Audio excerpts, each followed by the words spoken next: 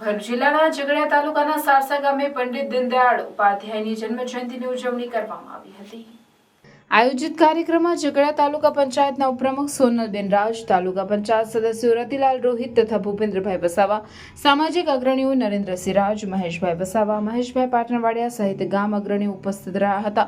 ઉપસ્થિત અગ્રણીઓ દ્વારા દીપ પ્રાગટ્ય કરીને કાર્યક્રમની શરૂઆત કરવામાં આવી હતી। ત્યારબાદ પંડિત દીનદયાળની તસવીરને પુષ્પમાળા પહેરાવવામાં આવી હતી।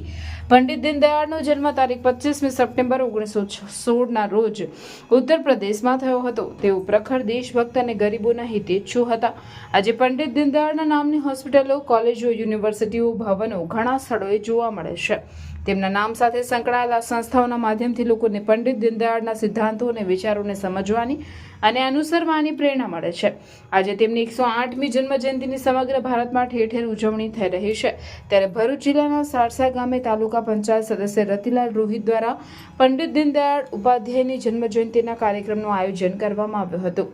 કાર્યક્રમમાં ભાજપા સદસ્યતા અભિયાન હેઠળ નવા સભ્યો જોડવાની કામગીરી પણ કરવામાં આવી હતી। સમગ્ર કાર્યક્રમનું સંચાલન મહેશભાઈ વસાવા ગુંડેચાવાડાએ કર્યું હતું।